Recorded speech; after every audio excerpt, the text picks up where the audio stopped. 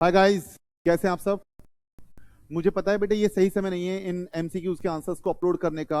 But आप बच्चे मानने वाले भी नहीं हैं। आप यहाँ नहीं आएंगे तो आप कहीं और जाएंगे इन एमसीक्यूज के आंसर्स को देखने के लिए। बट तब भी मेरी रिक्वेस्ट है उन बच्चों से जिनका मई 25 अटेम्प्ट अभी चल रहा है कि प्लीज इस वीडियो को ना देखें। फाइन। और अगर आप यहाँ पर आ ही गए हैं तो मैं फटाफट से सभी एमसीक्यूज के आंसर्स पहले बता दूंगा, उसके बाद आप चले जाइएगा। फिर मैं रीजंस बताऊंगा कि ऐसा क्यों हुआ है। और हाँ, एक रिक्वेस्ट और कि अगर मेरे एमसीक्यूज का आंसर बेटे मैच नहीं करता है आपके आंसर से, कोई डिफरेंस है तो प्लीज उसको कमेंट सेक्शन में जरूर बताइएगा। हो सकता है मैं कहीं गलत हूँ, हो सकता है बेटे प्लीज इन्फॉर्मेशन कहीं गलत हो। तो अगर कहीं भी आपको लगता है कि बच्चे मेरा कोई ऑप्शन गलत है जो नहीं होना चाहिए तो प्लीज कमेंट सेक्शन में जरूर बताइएगा बच्चे। राइट। मई 25 वाले बच्चे फटाफट से पहले एक बार एमसीक्यूज देख लीजिए, उनके आंसर्स क्या क्या बनने चाहिए।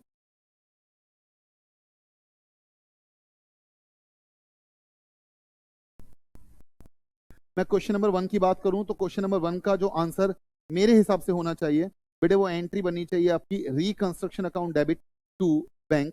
आंसर होना चाहिए बेटे B, B for Bombay, question number first का।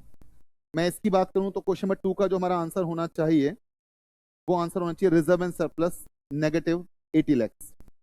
मैं केस सिनेरियो की बात करूं तो यहां पर पहला जो मेरा आंसर बनना चाहिए बच्चे, वो बनना चाहिए डिग्री ऑफ कंप्लीशन का थर्ड का ए, एंड इसका बनना चाहिए बेटे 2.35। बिल्कुल सही है बेटे, मैंने भी कैलकुलेट किया है। और मैं बता दूं आपको, मुझे इसे सॉल्व करने में इन 20 क्वेश्चन को सॉल्व करने में, फाइन सॉरी, इन 15 क्वेश्चन को सॉल्व करने में अप्रॉक्स 30 मिनट लगे बेटा। और जो हमारा रेवेन्यू बुक होना चाहिए क्वेश्चन नंबर 5 का, वो है सी आंसर इसका। एंड इसके बाद क्वेश्चन नंबर 6 की अगर मैं बात करूँ तो क्वेश्चन नंबर 6 में मेरा आंसर बेटा सी फॉर कैलकाटा है। फाइन। इंटेंजिबल एसेट वाला क्वेश्चन, मैं भी इनकी एक्सप्लेनेशन दूंगा अभी बाद में। बट वो बच्चे जो आ ही गए हैं यहाँ पर जिनको आंसर चेक ही करने थे, तो मेरे हिसाब से जो आंसर बनता है वो मैं आपको बता रहा हूँ। अभी एक्सप्लेनेशन देता हूँ मैं इनकी आपको। इसके बाद क्वेश्चन नंबर 7 की अगर हम बात करें तो आंसर बनना चाहिए मेरे हिसाब से option number D, D for Delhi. और इनमें अगर हम आंसर्स की बात करें तो ये बहुत सारे क्वेश्चन का मिक्सचर था। इनिशियल डिस्क्लोजर इवेंट होना चाहिए बेटे 10 मार्च 2024 को। इसके अलावा क्वेश्चन नंबर 9 की अगर हम बात करें तो यहाँ पर आपका 50 लाख का रेवेन्यू बुक होना चाहिए और सब्सिक्वेंट आपको बेटा प्रोविजन फॉर डाउटफुल डेट या बेड डेट रिकॉर्ड करना चाहिए बेटा 40 लाख का। राइट। इसके बाद अगर हम बात करें क्वेश्चन नंबर 10 की, तो क्वेश्चन नंबर 10 में ऑप्शन होना चाहिए आपका सी।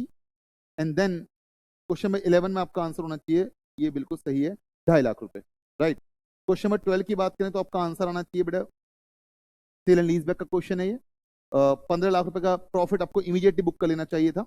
एंड इसके बाद केस 3 की बात करें तो केस 3 में 13 का आंसर होना चाहिए 330 लाख। 14 का आंसर होना चाहिए बेटे 56.40 लैक्स।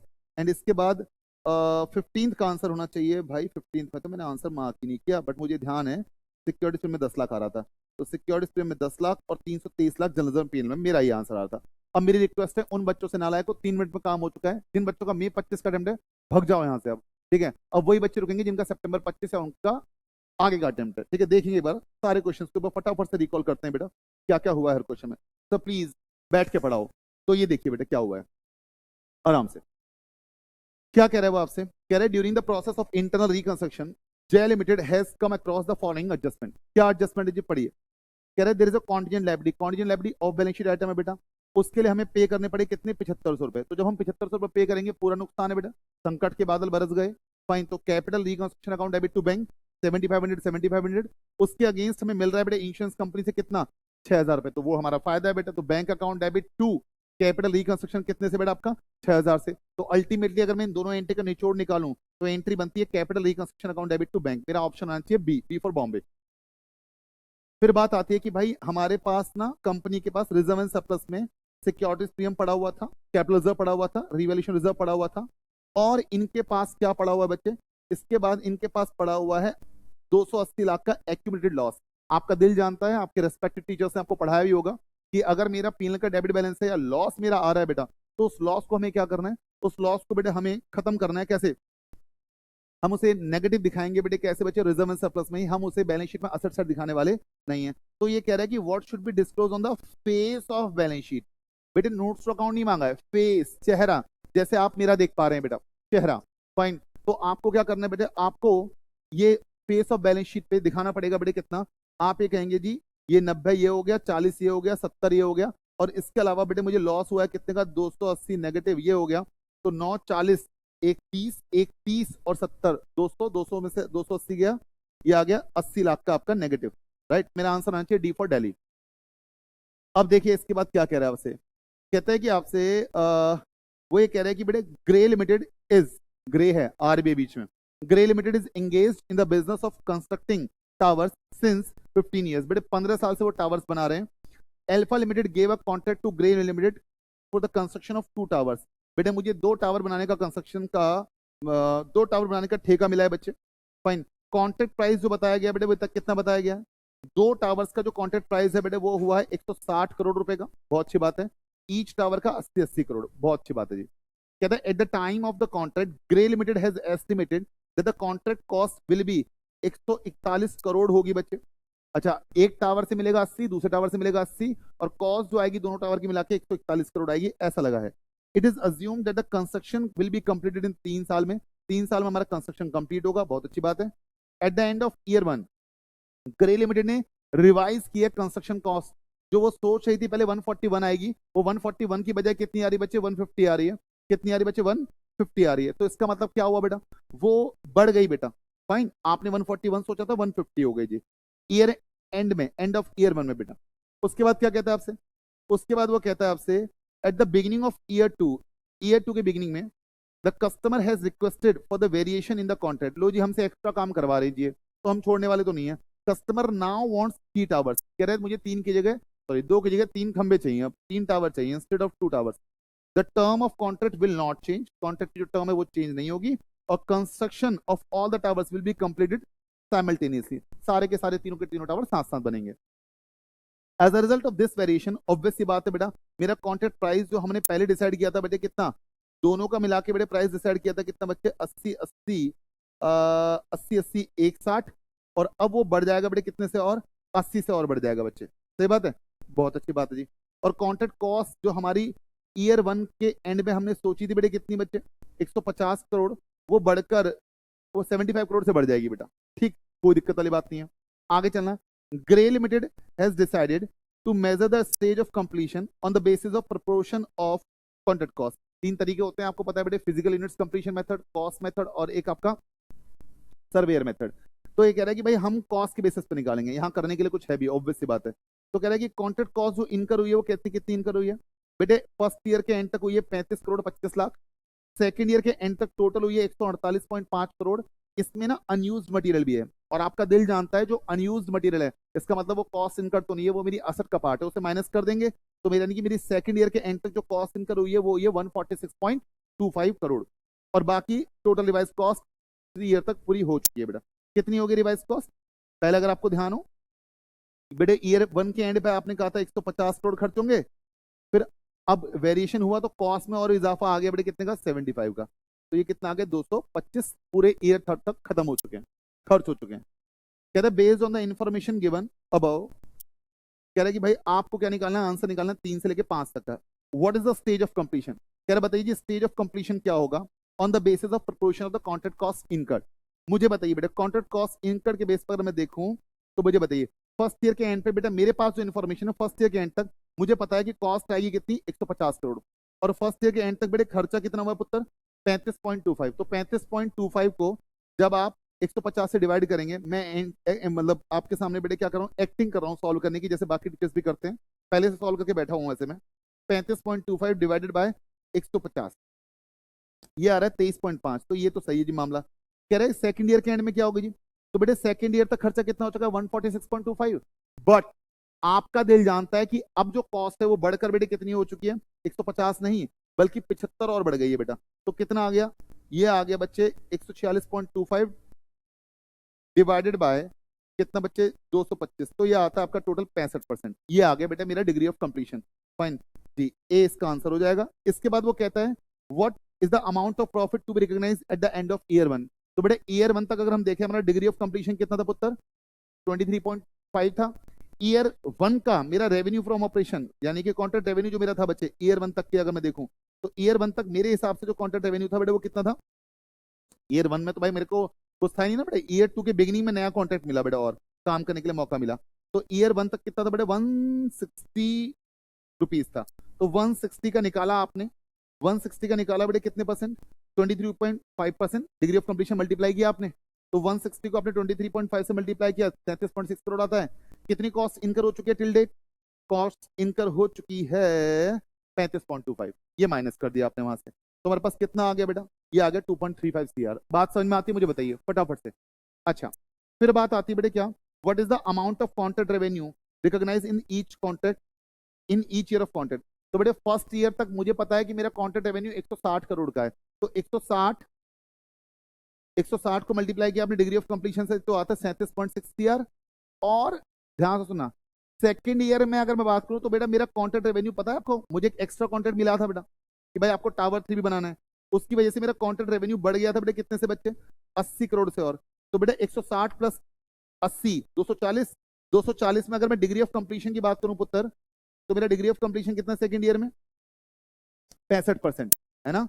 अब एक बात ध्यान रखना बेटा, बच्चा क्या करता है, बच्चे ने निकाला 240 का 65%, वो आता है बेटे कितना, 240 का 65%, ये आता है बेटा 156। बेटे 156 के अंदर ये 23.5% इंक्लूडेड, ध्यान रखना ये 65% क्यूमुलेटिव है, 65% क्यूमुलेटिव है। तो सेकंड ईयर में कितना बुक होगा, इसमें से वो माइनस कर दो जो फर्स्ट ईयर में ऑलरेडी बुक हो चुका है, यानी कि 37.60। बात समझ में आती है, ना समझ में आती तो मुझे बताना, मैं बाद में बता दूंगा आपको बात। ठीक, ये आ गया 118.40, तो मेरा आंसर आएगा बेटे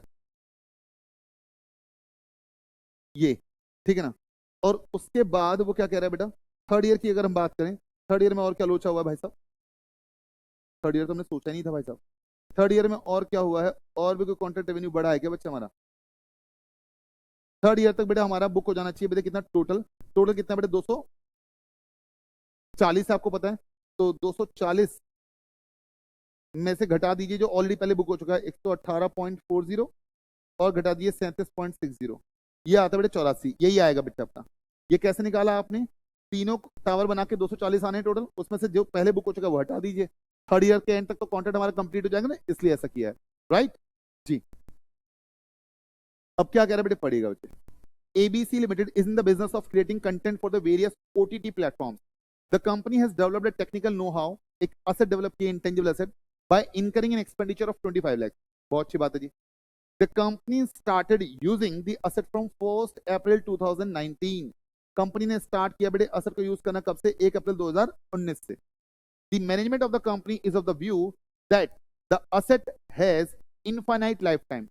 बेटे asset की infinite life है बेटे, and therefore has not amortized the asset till date। गंदी बात है बेटा, हम कहते हैं बेटे कि रिवर्टेबल assumption है बच्चे, आप 10 साल में इंटेंजिबल asset को अमोर्टाइज करना चाहिए आपको। अब ये बताइए क्या ट्रीटमेंट होना चाहिए, what should be the total amortization amount including the current as well as the previous year का amortization। फाइन, क्या होना चाहिए, to be charged to P&L। आपको पता है प्रीवियस ईयर वाले को हम PPI के रूप में डालते हैं, और करंट ईयर वाले को तो हम डालेंगे बेटे कैसे, अमोर्टाइजेशन के रूप में। कब बेटा, 31 मार्च 2024। पहले तो अपने दिल पर हाथ रख के बताइए 1 अप्रैल 19 से लेकर 31 मार्च 24 तक समय कितना होता है। 31 मार्च 20 1 साल, 21 22 23 24 5 साल होते हैं बेटा। तो ये 25 लाख रुपए को डिवाइड कीजिए बेटे कितने साल में, पहली बात 10 साल से, इनटू कितना बेटा 5 साल, तो 5 साल में कितना हो जाना चाहिए बेटा, 12.5 लाख, 25 पंजे 125, 12.5 लाख हो जाना चाहिए। तो मेरा आंसर बनना चाहिए कितना, कि 12.5 लाख इंक्लूडिंग 31 मार्च 24। फाइन, वो होना चाहिए 12.5 लाख इंक्लूडिंग करंट ईयर का अमोर्टाइजेशन कितना बेटा आपका, 2.5 लाख का। तो मेरा आंसर बनना चाहिए बेटा कितना, C फॉर कैलकाटा, राइट जी। आगे चलिए। अच्छा मैं मान सकता हूँ बेटे मुझसे कहीं कैलकुलेशन मिस्टेक हुई हो, मुझसे कोई गलती हुई हो तो प्लीज कमेंट में जरूर बताइएगा, और हो हल्ला मत मचाइएगा बच्चे, ठीक है ना जी, कि कैसे होगा क्या हो गया, हो सकता है कोई ऑप्शन गलत हो जाए बच्चे, हमसे भी, है ना जी। पढ़ेगा क्या कहता है, कहता है x limited entered into a binding agreement. लो जी बेटा, AS10 से क्वेश्चन था आपका, बाइंडिंग एग्रीमेंट किया उसने बीटा लिमिटेड के साथ to buy custom made machine for ₹2 lakh. एक कस्टम मेड मशीन बेटे 2 लाख रुपए की खरीदने के लिए बाइंडिंग एग्रीमेंट है, यानी कि आप पीछे नहीं हट सकते बेटा बाप। During the year 24-25 X Limited has to change its method of production due to change in market trend. बेटे एक्स लिमिटेड को क्या करना पड़ा, अपना मेथड ऑफ प्रोडक्शन चेंज करना पड़ा, क्योंकि बेटे मार्केट के ट्रेंड में चेंजेस आए बेटे। Before the delivery of the machine x limited had already change its method of production. तो जी मेथड ऑफ प्रोडक्शन हम चेंज कर चुके हैं मशीन की डिलीवरी होने से पहले, बहुत अच्छी बात है। And the new method will not require the machine order. नई मेथड जो है उसके लिए हमें मशीन की जरूरत है ही नहीं बेटा। Now the company decide to scrap it after delivery, company कह रही जैसी मशीन आएगी हम उसको कबाड़ में बेच देंगे। अब fine, the expected scrap value is कितना बेटा आपका 25,000। क्या कहते हैं, machine was received on 10th of October 2024 and the scraped on 15th of October 2024। The correct accounting treatment क्या होगा? बेटे पहली बात ध्यान से सुनना, 2 लाख रुपए तो भाई साहब मुझे देने ही पड़ेंगे बेटा। अब मुझे बताइए वो मशीन जिससे फ्यूचर इकोनॉमिक बेनिफिट होने वाले ही नहीं है, फाइन, क्या वो रिकॉग्निशन क्राइटेरिया मीट करती है बेटा? बेटे कॉस्ट तो कैन बी मेजर्ड रिलायबली, बिल्कुल सही बात है, बट उससे फ्यूचर इकोनॉमिक बेनिफिट क्या कोई आपको एक्सपेक्टेड है? द आंसर इज नो, हमें कोई फ्यूचर इकोनॉमिक बेनिफिट एक्सपेक्टेड नहीं है बेटा, क्योंकि मशीन आते ही स्क्रैप आउट होगी बेटा। फाइन, तो हमारा ये रिकॉग्निशन क्राइटेरिया मीट नहीं करती, तो मुझे क्या करना चाहिए? जो 2 लाख रुपए मुझे पे करने पड़ेंगे, मेरा नुकसान है, पीएल में चार्ज कीजिए बेटे सीधा। और जो 25,000 मुझे मिलेंगे बेटा, वो मेरा एक तरह से क्या बच्चे फायदा, उसे पीएनएल में क्या कीजिए, क्रेडिट कीजिए। तो द आंसर शुड बी क्या होना चाहिए बेटा, कि पीएनएल में डेबिट करना चाहिए कितना बेटा, 1.75 लाख। कैसा है बेटा 1.75 लाख? 2 लाख जो जाएंगे, 25,000 जो आएंगे, तो profit and loss account debit to bank 1.75 lakh से। मेरा आंसर बनना चाहिए क्या, डिफॉल्ट दिल्ली, राइट। आगे चलिए, ये लो जी, क्या कहता है, health India limited, health India limited HIL, क्या है जी, HIL incorporated under the companies act is engage in the production and distribution of medicine. बेटे HIL एक कंपनी है जो कंपनीज एक्ट के अंदर बनी हुई है, and it is engage in the production and distribution of medicine.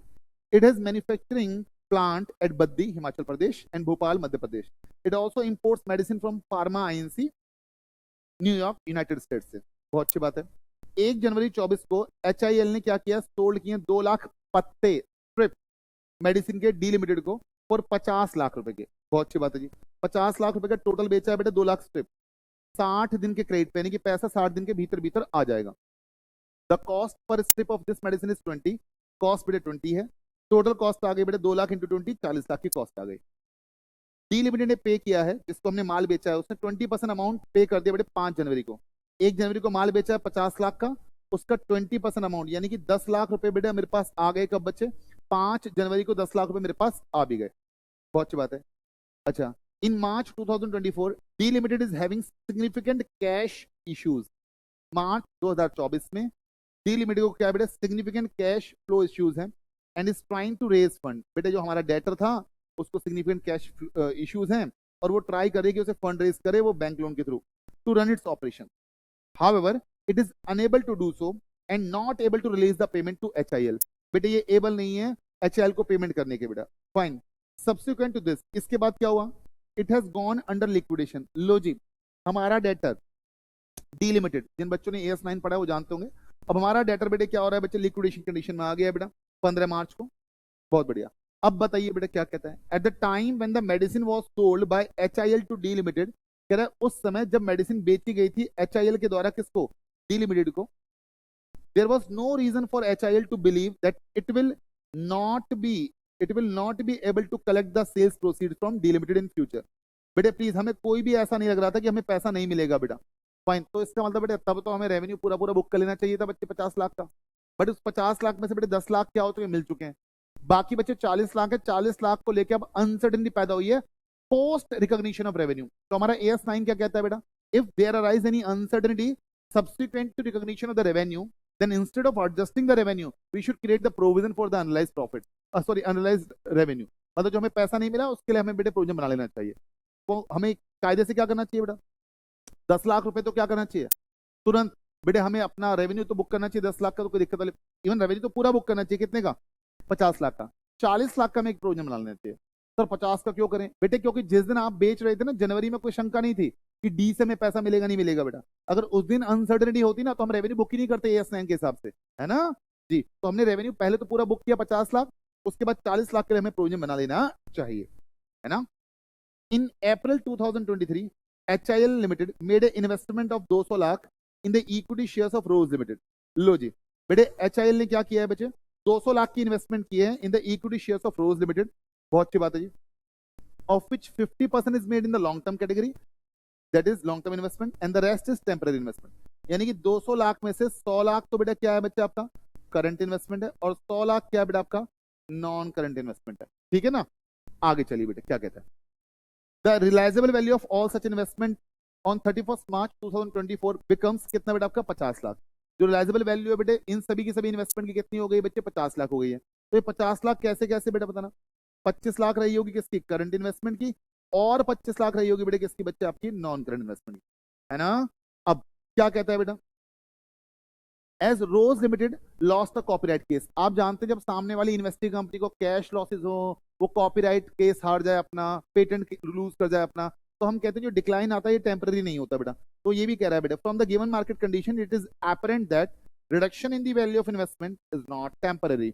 जो रिडक्शन आई है बेटा इन्वेस्टमेंट की वैल्यू में ये टेम्पररी नहीं है, टेम्पररी नहीं है यानी कि परमानेंट है बच्चे। तो हमें क्या करना चाहिए आपका दिल जानता है बेटा। बेटे क्या मैं कहता हूँ करंट इन्वेस्टमेंट के 75 लाख रुपीज तुरंत चार्ज करनी चाहिए स्टेटमेंट ऑफ पीएनएल में। और वैसे तो नॉन करंट इन्वेस्टमेंट कॉस्ट पे वैल्यू होती है, बट अगर उसमें डिक्लाइन आ रहा है बेटे अदर देन टेम्पररी तो बेटे उसके लिए भी आपको पीएल में चार्ज कर लेना चाहिए 75 लाख यहां भी, है ना जी। ध्यान रखिएगा बेटा AS9 मिक्स किया है, AS13 मिक्स कर लिया है।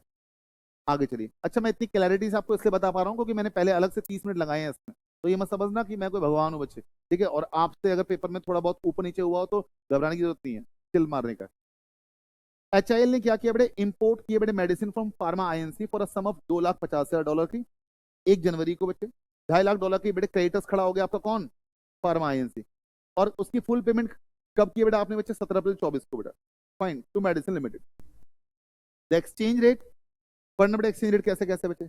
जिस दिन लिया आपने $2.5 लाख का उस दिन एक्सचेंज रेट था 1 जनवरी 24 को 81 रुपए, 31 मार्च 24 को कितना हो गया 80 रुपए हो गया। यानी कि हर डॉलर पर मुझे 1 रुपए का फायदा हो रहा है बेटा। तो $2.5 लाख पर मुझे फायदा होगा बेटे कितने रुपए का बच्चे 81 माइनस 80 1 रुपए, $2.5 लाख का फायदा हुआ। ये कब हुआ बेटे रिपोर्टिंग डेट पर 31 मार्च 24 को। 17 अप्रैल 24 को जो डेट ऑफ सेटलमेंट है उस दिन बेटे रेट क्या हो गया 79 हो गया। तो क्या मैं कहता हूँ 80 तक तो मैं ला चुका था, अब जब पेमेंट की बारी है तो 1 रुपए और सस्ता हो गया। मुझे पेमेंट करनी है बेटे $2.5 लाख की, और मजे की बात यह है कि डॉलर सस्ता होता जा रहा है 80 माइनस 79 $2.5 लाख का फायदा और हो गया। ये हुआ है बेटे कब बच्चे 23-24 में रिकॉर्ड होगा ये, और ये रिकॉर्ड होगा बेटे कब बच्चा आपका 24-25। हाँ बोल दीजिए। चलिए आगे। फिर उसके बाद कहता है HIL is working on a strategic plan to close the production unit of Bhopal. बेटे यहाँ ऊपर देखो AS11 आ गया था, अब यहाँ देखिए क्या आ रहा है HIL is working on a strategic plan to close the production unit of Bhopal due to change in technology. The board of director approved the closure of the Bhopal plant. BOD ने बेटे अप्रूव कर दिया है Bhopal plant को close करना बच्चे on 1 मार्च 2024। और इसकी अनाउंसमेंट कब कर दी बेटे फॉर्मल अनाउंसमेंट बेटा 10 मार्च को। और कंपनी ने एंटर किया बाइंडिंग सेल एग्रीमेंट कब बेटे 21 अप्रैल को। रिपोर्टिंग डेट 31 मार्च 24 है। नीचे क्वेश्चन पूछा गया कि इनिशियल डिस्क्लोजर इवेंट कैसे कब होगा एज पर AS24। तो आप जानते हैं AS24 हमसे कहता है कि इन दोनों में से जो भी काम पहले हो जाए उस दिन आपका इनिशियल डिस्क्लोजर इवेंट होता है।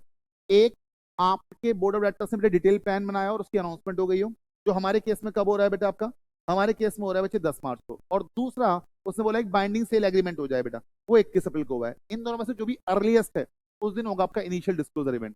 तो हमारे केस में देखते हैं वो 10 मार्च आ रहा है बेटा। अब पढ़िए क्या क्या बोल रहा है, कहता है what would be the initial disclosure event. Initial disclosure event क्या होगा, तो इनिशियल डिस्क्लोजर इवेंट होगा बेटे 10 मार्च, है ना, जिस दिन बेटा आपने फॉर्मल अनाउंसमेंट कर दी डिटेल प्लान की। अब बाइंडिंग सेल एग्रीमेंट नहीं इसलिए नहीं हो पाएगा क्योंकि वो इससे लेट है बच्चे, है ना जी। अच्छा खाली प्लान बनाने से नहीं होगा बेटा, उसने अप्रूवल कर दी 1 मार्च को, नहीं साथ साथ अनाउंसमेंट भी होनी चाहिए, तो इसलिए क्या बेटे 10 मार्च बोला, अदरवाइज 1 मार्च भी हो सकता था अगर ये काम 1 मार्च को हो जाता अनाउंसमेंट वाला तो। अब ये देखो क्या बोला है, how the recognition of revenue from sale of medicine to D Limited. आपको याद है 50 लाख की मेडिसिन बेची थी जिसमें से 10 लाख तो मिल गए थे। अब जिस दिन 50 लाख की बेची थी उस दिन कोई डाउट नहीं था बेटा, तो हम ये कहते हैं कि revenue will be recognise for the 50 lakhs, और जिसके लिए सब्सिक्वेंट बेटे क्या हुई है अनसर्टेनिटी पैदा हुई है उसको बेटा आप बेड डेट में बुक कर लीजिए बेटा, सही बात है, उसके लिए बेड डेट बुक कर लीजिए बच्चे 40 लाख के लिए, फाइन।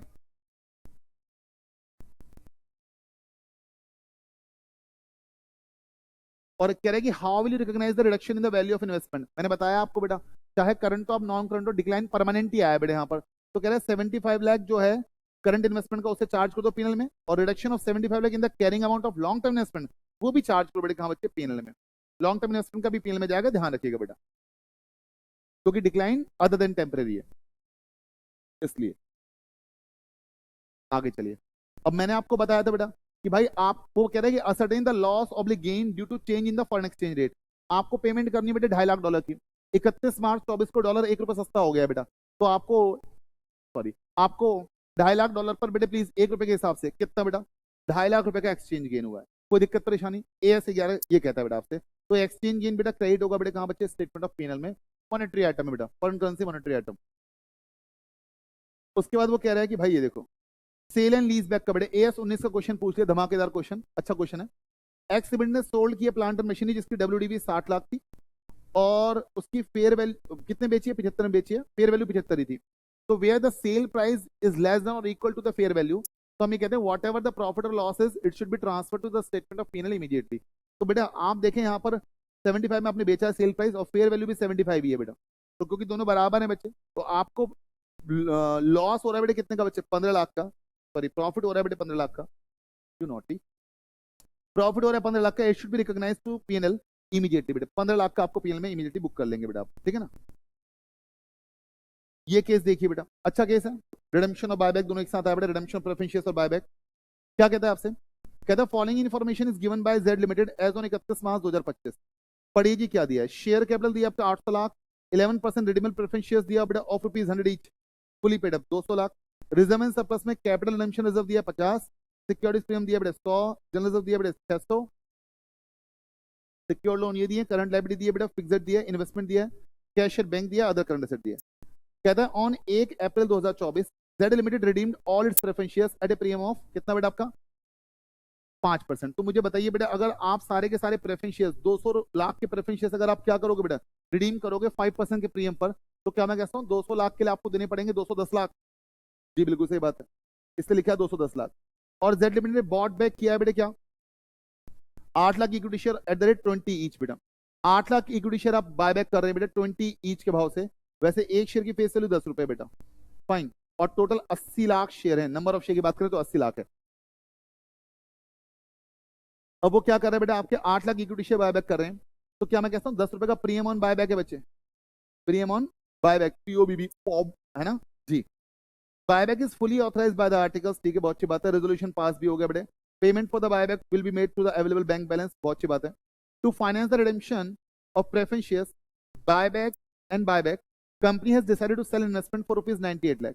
कंपनी बेटा इस इन्वेस्टमेंट को, जो इन्वेस्टमेंट यहाँ पर 95 की दी गई है, इस इन्वेस्टमेंट को बेच रही है 98 में। तो क्या मैं कहता हूँ प्लीज 98 में बेच रही है, तो पैसा आ जाएगा बेटे बैंक पे 98, बिल्कुल सही बात है बच्चे। और मुझे क्या हो गया बेटे? प्रॉफिट हो गया कितने का? प्रॉफिट हो गया बेटे 3 लाख का प्रॉफिट है। आगे चलें, Z Limited had 80,000 equity share stock option outstanding on the above mention date to the employ at ₹15 per share का बेटा आपका एक्सरसाइज प्राइस है, फाइन। और जबकि मार्केट प्राइस कितना था बेटा आपका? ₹20 का था, यानी कि हर शेयर पे बेटा नुकसान कितने का बच्चे आपका? एम्प्लॉय कंपनसेशन हर शेयर पे कितने रुपए का? ₹5 का है। This was included under the head current liability, बहुत अच्छी बात है। 1 अप्रैल को क्या हुआ है बेटा? 1 अप्रैल 2024 को 70% of the employ exercise their option. बेटे 80,000 में से 70% से पैसा आ गया बेटे कितने रुपए बचे? ₹15 आ गया। तो मैं आपको बता दूं पता है कितना पैसा आ गया बेटा? एक बार कायदे से, 1 मिनट बेटा, 80,000 का 70% इंटू 15, ये आ गया आपका 8,40,000 रुपए, है ना। आगे चलिए अब क्या कहते हैं, based on the information given in the above case scenario answer the following questions. पहला क्या कह रहा है? What will be the balance of capital redemption reserve. Class एक बात बताएगी बेटे, कैपिटल रिडेम्पशन रिजर्व का बैलेंस कितना होगा? पहले कितना था बच्चे बताना, आपको नया इशू तो लेकर आए नहीं है बेटा, तो सारा का सारा बेटा आउट ऑफ फ्री प्रॉफिट्स बनाए बच्चे, फाइन। तो मुझे बताइए पहले कितना था? 50 था, 50 के बाद बेटे बताइए प्रेफरेंस शेयर रिडीम हो रहे हैं बेटे, 200 का CRR वहां बनेगा बच्चे फेस वैल्यू के बराबर। और आपके कितने प्रेफरेंस शेयर इक्विटी शेयर जा रहे हैं? 8 लाख इक्विटी शेयर, 10 की फेस वैल्यू बेटा, 8 लाख इंटू 10 कितना आता है बच्चा आपका?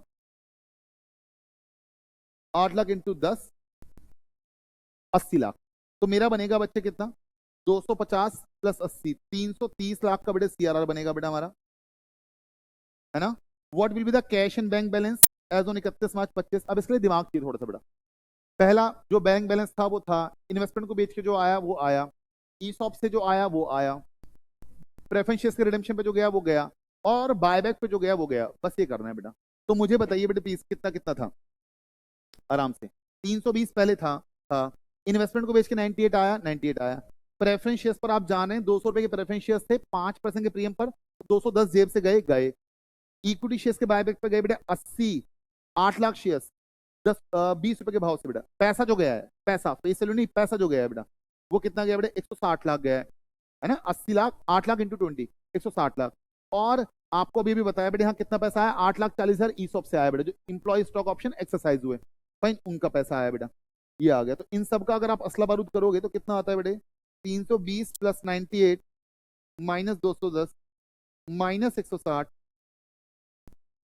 प्लस 8.40, ये आता है 56.40, 56,40,000, 56,40,000 जी, 56,40,000।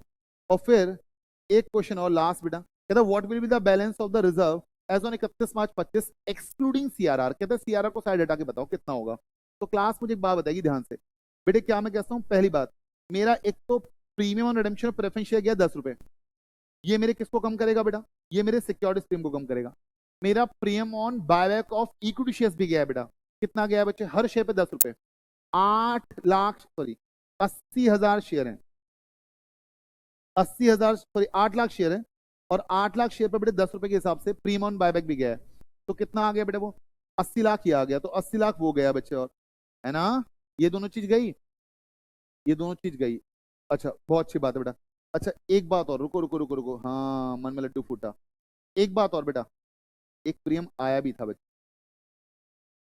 एक प्रीमियम आया कौन सा था बेटा, ये वाला प्रीमियम आया था बेटा, कि भाई आपके 10 रुपए का शेयर इशू हो रहा है 20 में, तो हर शेयर पे प्रीमियम ये बेटा, मेरे से गलती हो गई बेटा इस ऑप्शन में, 56,000 इंटू 10 ये कितना है 5,60,000 और आएगा बेटा।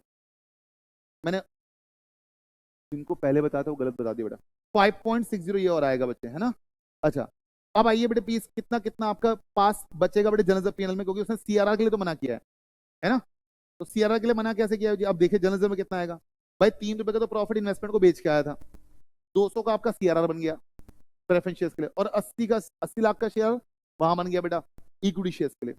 तो ये आ गया बेटे कितना यार, ये तो लोचा हो गया भाई साहब, कोई बात अब नहीं बच्चे, -90, 10 और 5 ये आ गया 15.60, और ये आता है कितना बेटा आपका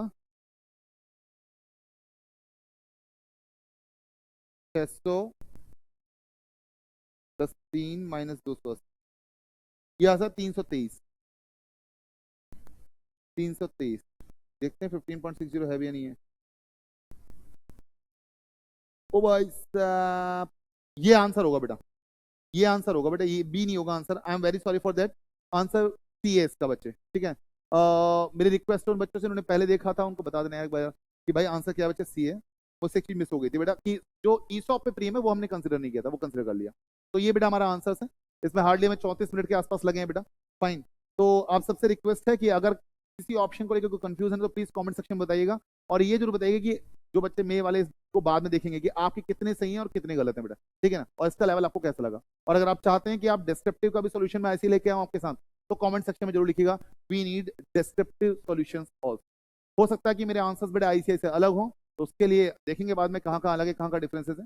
फाइन, मिलते हैं आपसे नेक्स्ट वीडियो में, तब तक के लिए नमस्कार, और मैं चाहूंगा आप इन अच्छे बच्चों की लिस्ट में शामिल रहें बेटा। फाइन, जय हिंद, जय Bharat, love you all, God bless you all.